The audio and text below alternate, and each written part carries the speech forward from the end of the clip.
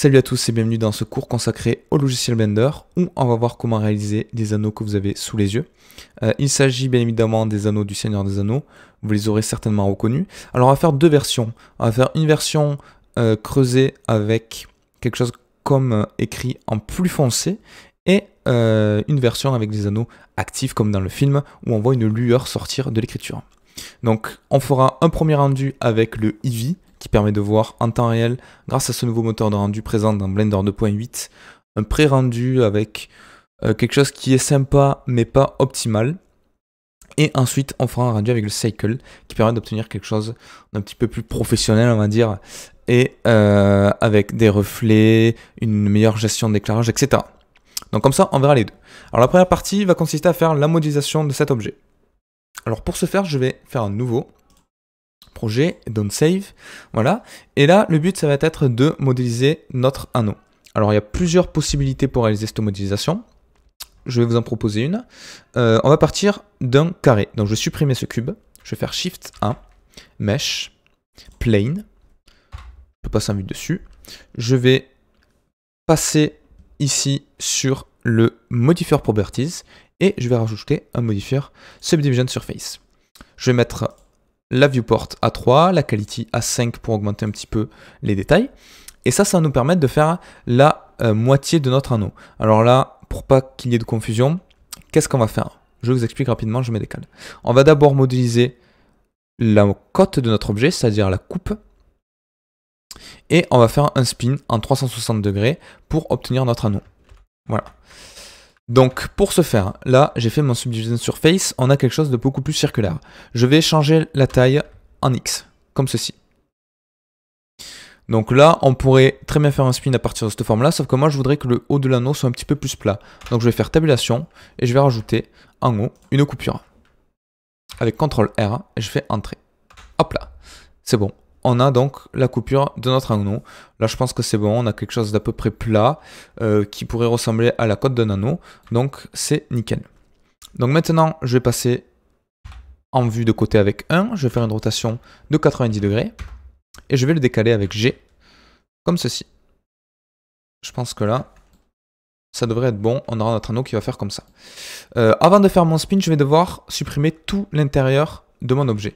Donc pour ce faire, d'abord je vais appliquer la subdivision, je vais faire tabulation, et là je vais devoir effacer tout ce qu'il y a dedans.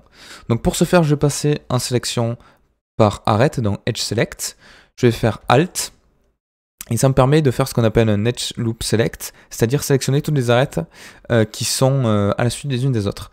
Donc là vous voyez que ça ne me sélectionne pas tout le tour de mon objet parce qu'il y a certaines subdivisions qui font en sorte que Blender ne comprend pas où aller à la suite de la section. Donc je vais laisser enfoncer Shift et Alt pour prendre en compte la section précédente et je vais cliquer sur le bord de mon objet jusqu'à ce que tout est sélectionné. Une fois que ceci est sélectionné, donc je veux garder uniquement la sélection. Je vais faire CTRL I pour sélectionner l'inverse, je vais faire X pour supprimer, et je vais dire à Blender, tu me supprimes tous les arêtes. Et là, c'est bon, j'ai bien le tour de mon objet qui est en place. Donc maintenant, je vais pouvoir faire mon spin. Alors, je passe en vue dessus, tabulation pour passer en mode édition, je sélectionne ici, sélection par point, A pour tout sélectionner, et je vais aller là, dans spin, et je vais pouvoir faire un spin, hop là, avec CTRL de 360 degrés. Ok, donc là, pour moi, la branche n'est pas assez serrée, donc je vais faire CTRL Z. Je vais peut-être augmenter, réduire la taille comme ceci. Un petit peu le décaler par la droite. Voilà, je vais refaire un spin. Donc là, c'est un petit peu à tâtons jusqu'à ce qu'on ait quelque chose qui nous convienne. Là, ça me va à peu près, peut-être un petit peu trop vers l'extérieur à mon goût, du coup. Hop là, je le décale. Voilà, ici, je pense que c'est bon. Et je fais un spin, hop là, 360 degrés. Ok, c'est nickel, on a donc notre anneau. Au pire, on pourra le remoduler un petit peu par la suite, on va voir ce que ça donne. Je vais cliquer ici sur le spin. Au lieu de 9, je vais mettre 64 pour avoir beaucoup plus de subdivision. Je peux passer en mode Object. Je vérifie, donc je vous conseille toujours de tout sélectionner, de faire Alt-M et By Distance. Ça va permettre de supprimer toutes les arêtes qui sont superposées. Donc là, vous voyez que ça m'en a supprimé 0. Mais des fois, le spin ne fonctionne pas correctement et ça ne fait pas la fusion. Donc voilà, je vous le conseille. Alors maintenant, je vais faire un clic droit, je vais faire Shade Smooth. Je vais aller ici dans les modifiers et je vais rajouter du Subdivision Surface pour adoucir un petit peu tout ça. Donc mon anneau, il est pas mal. Il est peut-être un petit peu trop plat, donc je vais faire SZ pour l'étirer un petit peu. Ouais, on va dire que là, c'est bon. Donc là, ça y est, j'ai mon anneau. Donc je peux, avec Alt-S, gérer un petit peu la taille de celui-ci. Mais moi là, ça me convient. Donc on va partir sur ça. Ok, donc là j'ai mon anneau, c'est nickel. Je vais enregistrer, CTRL-S. Anneau tuto, j'écrase. Donc maintenant, on va s'intéresser aux matériaux. Alors plusieurs choses à faire. D'abord, je vais supprimer ma lampe de base qui va nous servir à rien. Et je vais rajouter une image HDRI qui va nous permettre de rajouter un environnement 360 pour avoir des reflets sur notre objet parce qu'on va avoir de la réfraction sur la surface. Alors je vais aller ici dans le Word. On laisse un background. Au lieu de color, je vais cliquer juste à côté parce qu'on ne veut pas diffuser une couleur, on veut que ce soit un environnement de texture. Et je vais pouvoir ouvrir mon image HDRI. Donc je la mettrai dans la description, donc soit le lien, soit l'image directement. Donc là, j'ai mon image. Et si je passe ici en rendu, viewport shading, donc ça prend un petit peu de temps parce que c'est une petite image en 8K, donc la résolution est quand même importante. On voit que j'ai mon image en 360 degrés. Donc c'est nickel. Moi, ce que j'aimerais par contre, c'est ne pas la voir, que ce soit sur le rendu ou sur la vue 3D. Donc pour ce faire, je vais aller ici. Je vais cliquer sur Film et je vais mettre Transparent. Et du coup, on a bien l'image qui est masquée, mais qui reste cependant active. C'est pas parce qu'elle est masquée qu'elle n'influence pas notre environnement. Donc voilà, c'est nickel. Donc maintenant, je vais pouvoir créer notre matériau. Donc pour ce faire, je sélectionne ma bague, pardon, mon anneau. J'avais perdu le mot en français. Je vais aller ici et je vais créer un nouveau matériau. Ce matériau, je vais l'appeler Gold. Entrée. Et on va voir un petit peu le Shader Editor. Donc j'ai cliqué ici, Shader Editor, et on a bien en haut notre matériau Gold que je peux éditer. Alors là, comment ça fonctionne? Je ferai une vidéo entièrement consacrée à l'explication des matériaux qu'on appelle PBR, c'est-à-dire Physically Based Rendering. Donc aujourd'hui, on va voir les nœuds principaux et basiques pour que vous puissiez comprendre un petit peu comment ça fonctionne. En gros, à gauche, on va avoir des inputs, des entrées, et à droite, un output, donc le matériau. Matériau que je peux afficher ici avec la preview. Par défaut, il est blanc. On a un Principal BSDF, c'est-à-dire un shader PBR, avec différents paramétrages, comme par exemple la couleur, le taux de métal de notre objet, les reflets, la rugosité, le normal mapping, etc. Tout ça, on va le voir aujourd'hui. Donc vous allez voir qu'à la fin de la vidéo, normalement, vous aurez déjà une petite a priori de comment fonctionne ce genre d'éditeur. Donc déjà, la base color, je vais la changer. Moi, je veux pas que ce soit blanc, je veux que mon anneau soit un petit peu orangé jaune. Donc on va le mettre ici. Je veux qu'il soit entièrement métallique. Donc par défaut, c'est à 0%, je vais le mettre 1. Donc du 100%. Là, on voit que déjà, on a des reflets. Sauf que nous, on veut que ça reflète beaucoup plus. Donc pour ce faire, on va devoir baisser la spécular. On va la mettre à 0,3. Et la roughness, c'est la rugosité. Donc si je la mets à 0, vous voyez à droite qu'on a quelque chose qui ressemble à du chrome. Ça reflète vraiment 100%. Et si je la mets à 1, on a quelque chose qui est extrêmement rugueux, donc qui va carrément rien refléter. Donc nous, on va le mettre à 0,15. Je pense que c'est à peu près le bon compromis. On a quelque chose qui devrait être assez réaliste. Si je vais dans la 3D View, voilà, on voit qu'on a déjà une belle couleur sur notre anneau. Donc vous pouvez régler, là si vous le trouvez trop rouge, vous pouvez faire tendre un petit peu plus vers le jaune. Moi pour le moment je vais laisser comme ça me satisfait tout à fait. Alors maintenant la partie qui va être la plus intéressante et aussi la plus compliquée de ce cours, ça va être rajouter les écritures sur le côté. Alors les écritures sur le côté, comme on peut voir ici, on va en faire de deux sortes. Il y a plusieurs choses à faire. Déjà là on aura la diffusion de lumière, mais quelque chose qu'on ne voit pas forcément, sauf si je zoome normalement, c'est qu'on a un effet comme si, donc on le voit particulièrement bien ici, comme si l'écriture était gravée. Donc ça on le verra dans un second temps. D'abord on va importer l'image. L'image elle ressemble à quoi? C'est tout simplement modifier ceci. Donc c'est une image que j'ai trouvée sur Wikipédia que j'ai remodifiée pour avoir une meilleure résolution, mais c'est tout simplement le texte qui est présent sur l'anneau.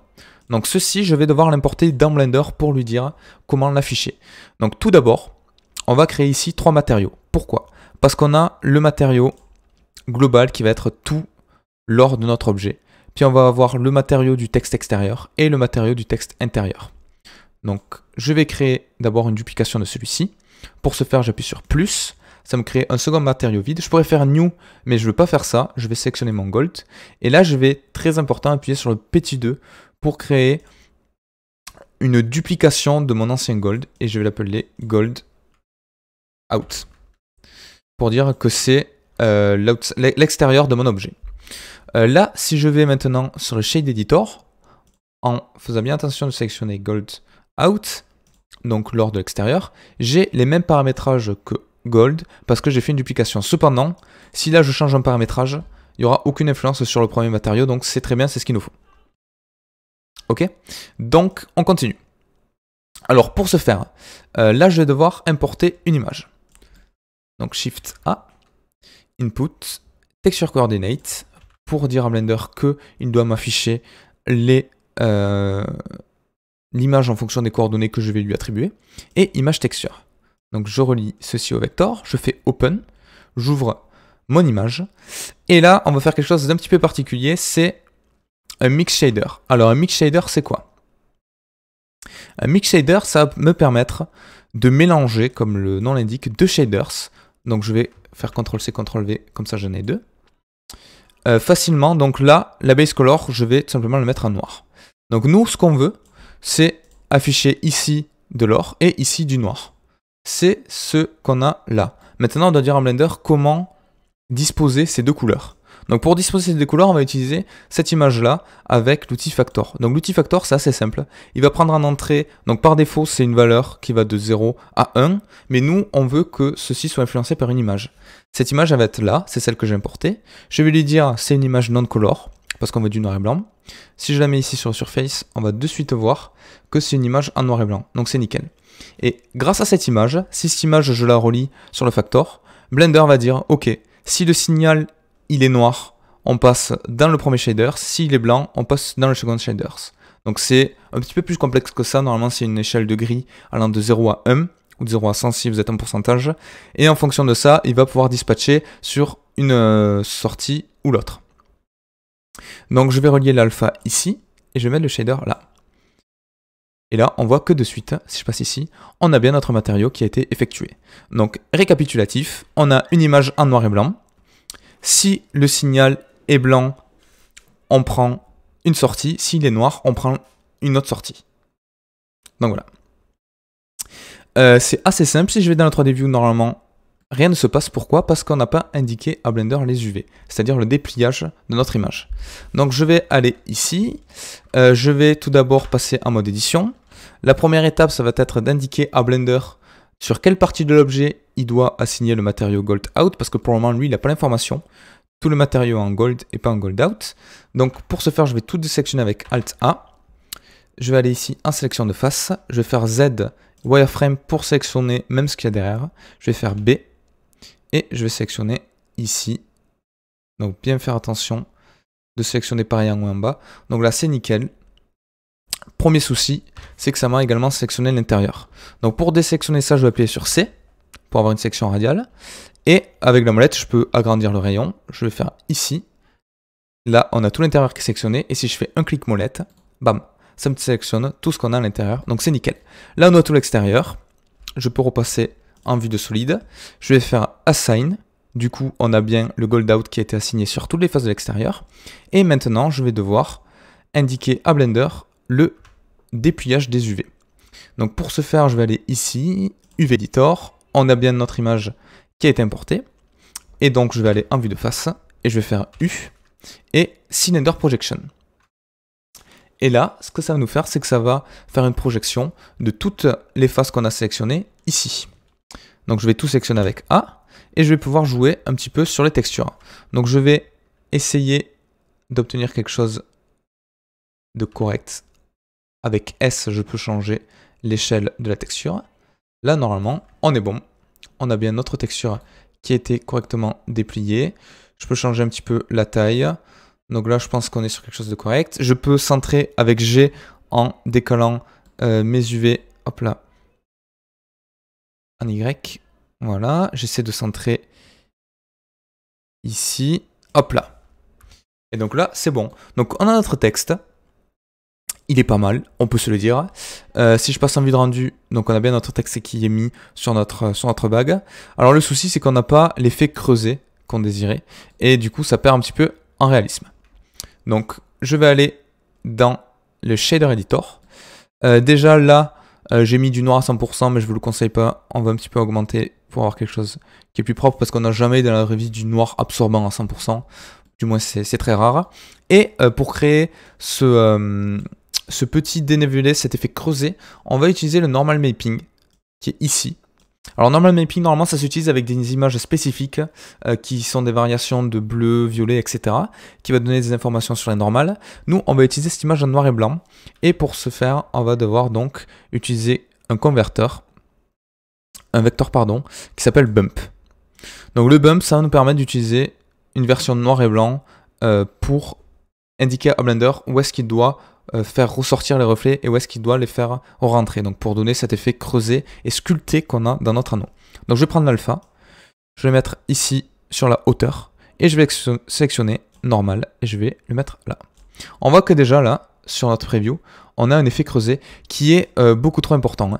Donc je vais d'abord faire invert parce que par défaut, le bump, ça nous fait ressortir les reflets. Nous, on veut que ce soit à l'intérieur. Donc si je fais invert, là, on a bien quelque chose de creusé. Et je vais changer la force. Par défaut, elle est à 1, je vais la mettre à 0,3.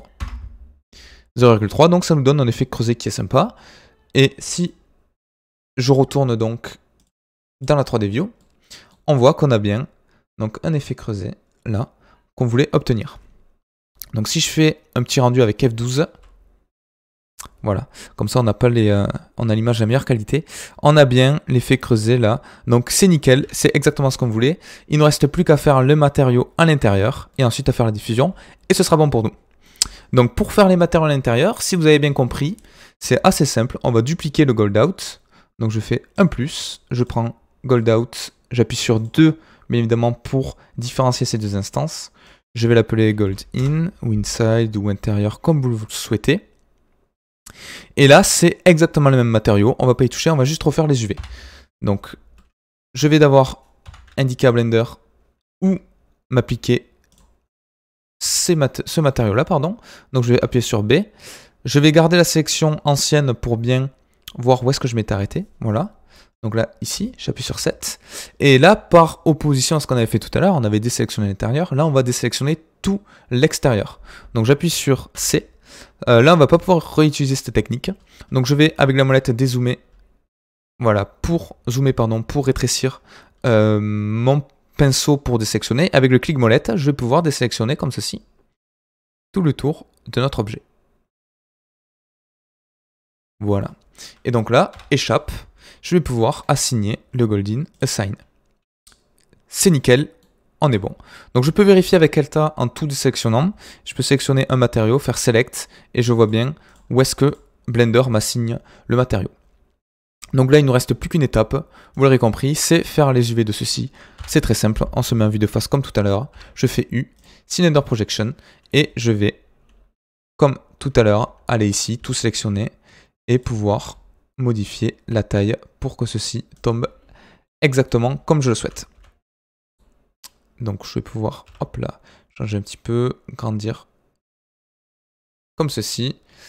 Je peux également le centrer parce que là je pense qu'il n'est pas centré. Donc si je fais GY, voilà, je pense que là, hop là. Bon c'est du détail, hein. Là je pense que c'est centré. Et donc on a notre anneau, on a bien l'effet creusé qu'on voit bien ici sur le reflet. Donc là, pour ma part, c'est nickel, on est assez satisfait. Je pense, on peut faire un rendu.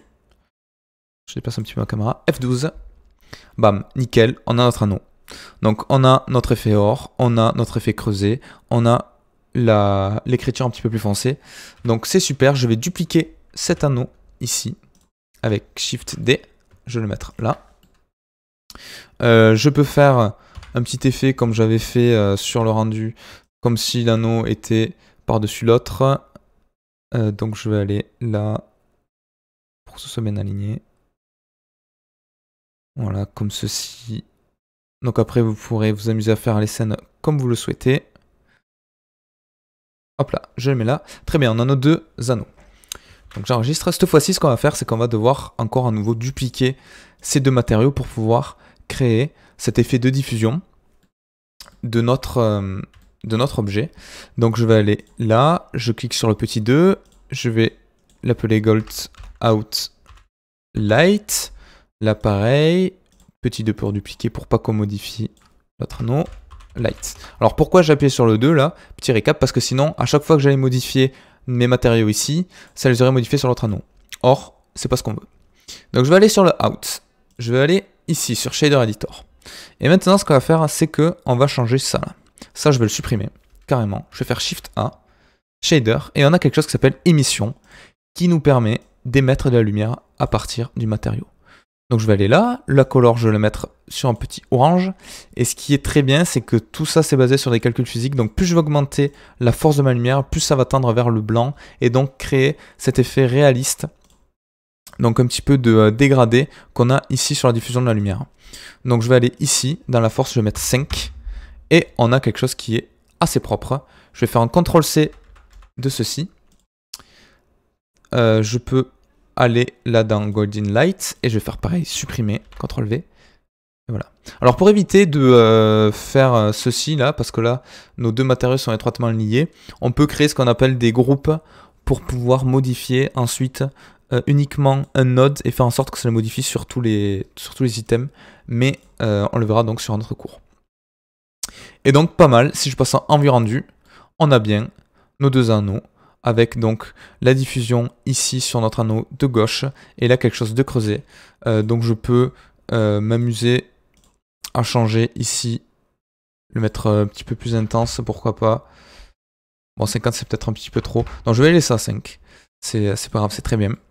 Donc voilà, je peux facilement du coup changer un petit peu la couleur de l'anneau, si je veux quelque chose de plus sombre, si je veux quelque chose d'un petit peu plus clair. Facilement en allant ici. Donc le petit souci c'est que du coup là par exemple si je mets ça, voilà comme ceci par exemple, je vais devoir le changer 3 fois, enfin, plusieurs fois du moins, parce que là du coup on a l'anneau qui est foncé en haut et un peu plus clair en bas, donc d'où l'utilité d'utiliser les groupes.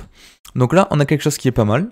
On va faire déjà un premier rendu, donc je vais aller ici dans View et je vais mettre Lock Camera to View, c'est-à-dire que quand je vais bouger ma caméra, ma vue, ça va également bouger la caméra.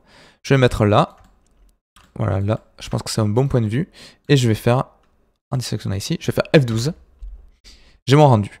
Donc il est pas mal, mais c'est pas très réaliste, hein, c'est le moteur de rendu Eevee, donc l'avantage c'est que c'est assez rapide. Nous on va aller là, on va passer en Cycles Render. Hop là, je vais mettre ici sinon ça va ramer. Je vais passer en GPU Compute.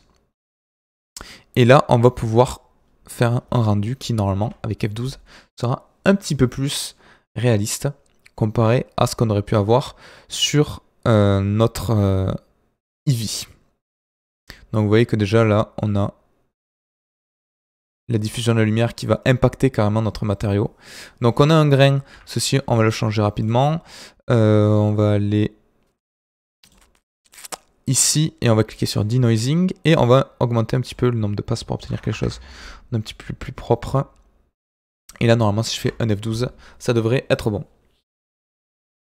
Donc juste avant de vous laisser, je vais vous montrer comment changer rapidement les matériaux et la couleur de nos anneaux, parce que là ils sont peut-être un petit peu trop vers le jaune. On va le faire un petit peu plus foncé. Donc vous allez voir que c'est assez pénible parce que vu qu'on n'a pas utilisé les groupes, du coup on va devoir le changer plusieurs fois. En tout cas, vous avez vu comment modéliser un anneau, vous avez vu comment faire du mix shader en fonction d'une image, vous avez vu comment utiliser le bump mapping qui rend plutôt pas mal là du coup sur les gravures. Donc ça c'est assez bien. Et on va voir maintenant, donc là le rendu un petit peu plus propre, vous voyez que ça donne des teintes assez sympas ici sur les couleurs. Donc je vais retourner sur le Eevee. Donc ça c'est un petit bonus, c'est pas, même si vous le faites pas c'est pas grave. C'est pour vous montrer qu'on peut facilement, si je vais là sur Gold, je vais par exemple aller ici dans le Shaders Editor, le Base Color, je vais baisser un petit peu pour avoir quelque chose de plus foncé. Je vais prendre le hexadécimal, je vais faire CTRL-C et je vais aller ici dans Gold Out. Bam, CTRL-V, ok, pour avoir vraiment quelque chose qui est partout pareil. CTRL-V, ok, et là, du coup, si je retourne dans ma vue 3D, voilà, on a quelque chose qui, du coup, est plus foncé, et du coup, je trouve un petit peu plus réaliste. Donc, je vais pouvoir modifier également cela. Donc, je vais aller dans Shaders. Donc là, pareil, je vais faire, hop là, CTRL V. Et celui-là également, CTRL V. Voilà. Et du coup, on a quelque chose qui est, je trouve, un petit peu mieux. Avec un or un petit peu plus foncé qui a un côté, je trouve, un petit peu plus sympa. Et je vais repasser un dernier coup sous le Cycle Render pour faire le rendu final. F12. Ça mouline un petit peu. Et voilà, on a quelque chose de peu plus propre, je trouve. Donc après, vous avez vu, vous pouvez facilement changer la couleur. Vous pouvez très bien faire un anneau complètement noir qui diffuse de la lumière, ça pourrait être sympa. Donc voilà, on a notre rendu final. N'hésitez pas à poster en commentaire si vous avez des questions, si vous avez appris des trucs, si vous souhaitez un tuto en particulier. Donc là, je trouvais que c'était intéressant comme travaux pratiques de modéliser ce genre d'objet. Ça nous a permis de voir pas mal de choses, notamment au niveau des textures, etc.